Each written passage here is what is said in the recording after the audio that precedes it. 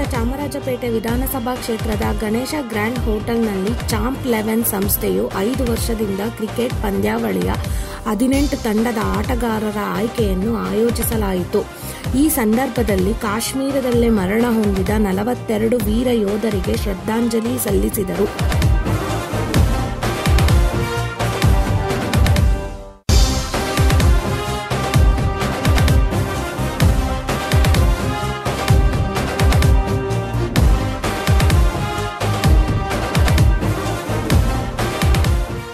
Chamarajpet champ 11 ಇಂದ ನಮ್ಮ ಇಂಡಿಯಾಲಿ ಒಂದು 14 ಫೆಬ್ರವರಿಗೆ ಒಂದು ಘಟನೆ ಆಗಿದೆ.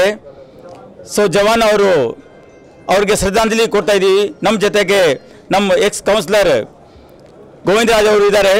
ನಾವು ಗೋವಿಂದರಾಜ್ ಅವ್ರಿಗೆ ಕೇಳ್ಕೊಳ್ತೀವಿ, ಅವರು ಒಂದು 2 ಮಾತು ಹೇಳ್ಬೇಕು ಅಂತ. ಏನು ಪುಲ್ವಾಮಾ 14ನೇ ತಾರೀಕು ವೀರ ಯೋಧರರ ಮರಣ ಆಯಿತು. ಅದಕ್ಕೆ ಈ ಒಂದು ಚಾಂಪಿಯನ್ ಸೆಕೆಂಡ್ ವತಿಯಿಂದ ಎಲ್ಲ ಸ್ನೇಹಿತರು ಹಾಗೂ ಕ್ರಿಕೆಟ್ ಆಯೋಜಿಸಿರುವ ಎಲ್ಲ ಸ್ನೇಹಿತರು ಈ ಒಂದು ಶ್ರದ್ಧಾಂಜಲಿ ಕಾರ್ಯಕ್ರಮನ ಏರ್ಪಡಿಸಿ ನಿನ್ನೆ ತಾನೇ ಅಭಿನಂದನ್ ಅವರು ಏನು ಭಾರತಕ್ಕೆ ಹಿಂದಿರುಗಿದ್ದಾರೆ, ತುಂಬ ಸಂತೋಷ ಆಗಿದೆ ಎಲ್ಲರಿಗೂ. ಆ ಒಂದು ಇದಕ್ಕೋಸ್ಕರ ಈ ಒಂದು ಕಾರ್ಯಕ್ರಮನ ಹಮ್ಮಿಕೊಂಡಿದ್ದಾರೆ.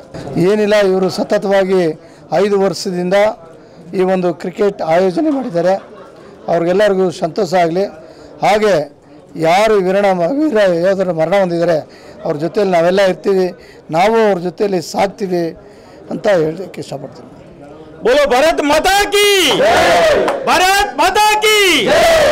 आज जो पुलवामा ये जो शहीद हुए हैं उनके लिए हम बोल रहे हैं कि आज श्रद्धांजलि रखा है हमने.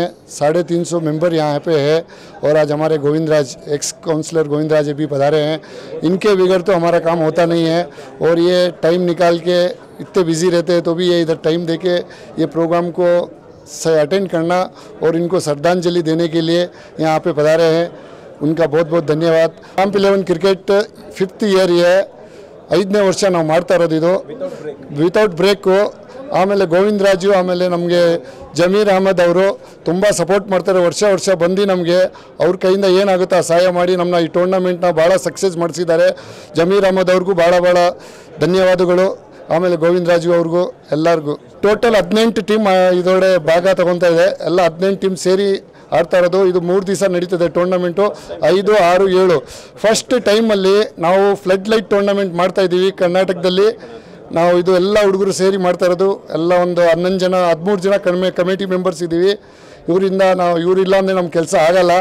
ಎಲ್ಲರೂ ನಮಗೆ ಸಪೋರ್ಟ್ ಮಾಡಿ ಈ ಕೆಲಸವನ್ನು ಮಾಡ್ತಾ ಇದ್ದೀವಿ. All joined together to celebrate the Champs 11 tournament which has been played in Chamarajpet. And along with this we also had a very special event with Sri Govindaraju. We had the soldiers tribute to be given to all the 40 soldiers, and this tournament has 18 teams which more than 150 players are going to play in this tournament.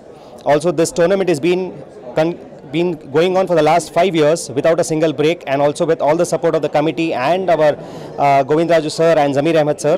So thank you so much to them, and we also wish very best of luck for them to the coming elections.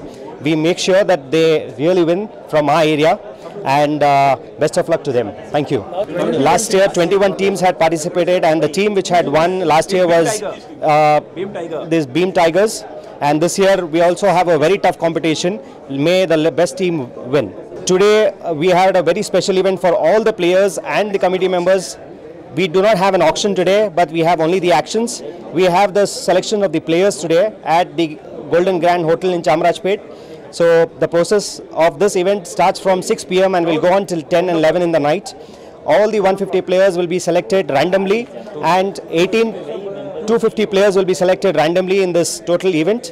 And 18 teams and owners are participating together, and we also wish Champs 11 a great success and many more years to come.